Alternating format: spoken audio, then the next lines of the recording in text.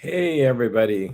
It's another good day of recovery. I don't always feel that, but I think it's a good thing to say as long as I'm doing my best to try to do the steps. Not perfectly, just one day at a time, and encouraging other people to try that as well. Well, as God's will or providence would have it, I was reading this book, talked with a great person in Ireland, I'll say. And he pointed out something I hadn't seen before. This book, Dr. Bob and the Good Oldtimers, this has to do with AA history, and it's conference approved in many programs. So we're going to look at something. I'm just going to read it and then comment on it.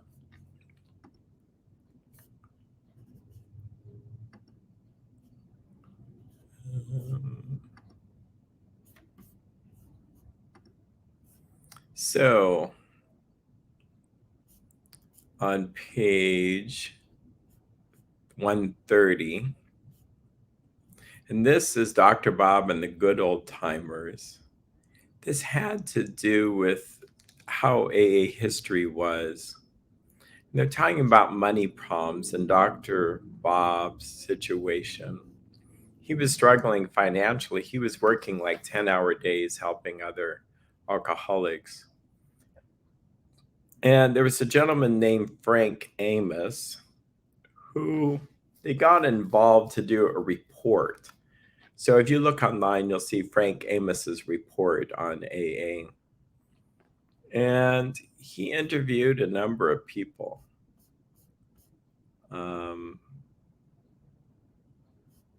Let's see if we can see it here. Yeah, perhaps not. So the report continued, talking about Dr. Bob.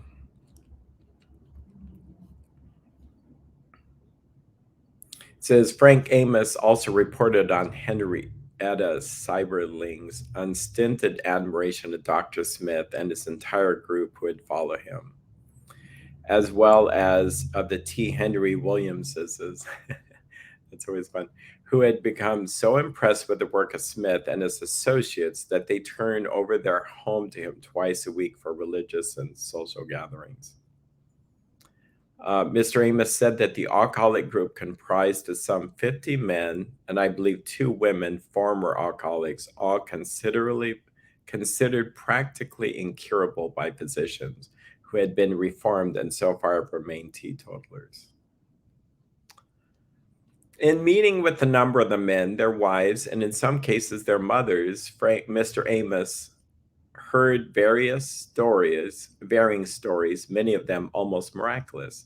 He noted, however, that when it came to recovery, they were all remarkably alike in the technique used and the system followed. He described the program as follows. So this is the program, I think, as described in 1938. Okay. So if you want to understand AA history or the program and how it started, this would be something to look at and to read. He described the program as follows. 1, an alcoholic must realize that he is an alcoholic, incurable from a medical viewpoint, and that he must never again drink anything with alcohol in it. 2, he must surrender himself absolutely to God, realizing that in himself there is no hope. 3, not only must he want to stop drinking permanently, he must remove from his life other sins such as hatred, adultery, and others which frequently accompany alcoholism. Unless he will do this absolutely, Smith and associates refuse to work with him. 4, he must have devotions every morning, a quiet time of prayer and some reading from the Bible and other religious literature. Unless this is faithfully followed, there is grave danger of backsliding or not being sober. 5, he must be willing to help other alcoholics get straightened out. This throws up a protective barrier and strengthens his own willpower and convictions. And we understand the context of willpower there. 6, it is important but not vital. So important but not vital that he meet frequently with other reformed alcoholics and form both a social and religious comradeship. 7, important but not vital that he attends some religious service at least once weekly. Mr. Amos said all the above is being carried out faithfully by the Akron group, and not a day passes when there is not one or more new victims to work on, meaning people to help, with Smith as their leader by common consent. Stressing Dr. Bob's importance in the work at Akron, Frank Amos went on to note that even though there were other able men in the group, they all looked to Dr. Bob for leadership. There are a few from Cleveland, he said, but they have not yet found a leader there. Non-alcoholics, Christian ministers, Oxford groupers, Christian scientists, and others have tried and failed. Apparently, with most cases, it takes a former alcoholic to turn the trick with an alcoholic, and a fine physician of excellent standing, himself formerly an alcoholic and possessed of natural leadership qualities, has proven ideal. Mr. Amos quoted Paul S. as saying, most of us have our jobs and can make a good living. Then they go on to this. They were talking about how important Dr. Bob was. There's Dr. Bob.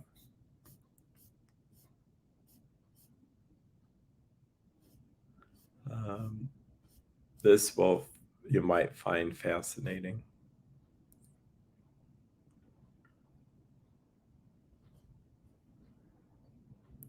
Alcoholics who were reasonably normally mentally in other ways, and who genuinely wanted to be cured of their alcoholism were the type with whom they had achieved their greatest success.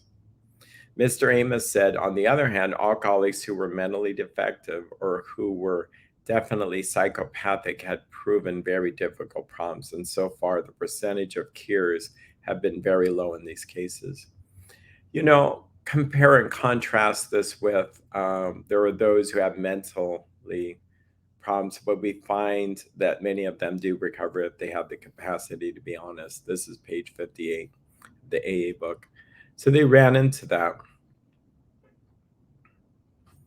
Of the 110 members in the program, 70 were in the Akron, Cleveland area. The report said, noting that in many respects, their meetings have been taken on a form of meetings described in the Gospels of the early Christians during the first century.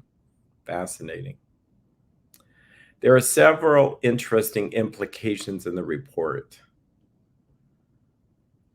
This one's really interesting. Number 2, the AA members at that time did not consider meetings necessary to maintain sobriety. They were simply desirable. Morning devotion and quiet time, however, were musts. Wow. And in the early days, women worked with the non-alcoholic wives. They didn't feel like men who were alcoholics in recovery should work with women. So fascinating. Fascinating. So what did we learn from this? Well, there were some musts. And if you contrast that with what you see today, sometimes we begin to wonder if there aren't additives, things that man-made have added to this simple program that have made it less effective. So enjoy that. I'll put a link down below for some resources. You can look at this. If you want simple recovery, I would look at how they did it in the early days of AA.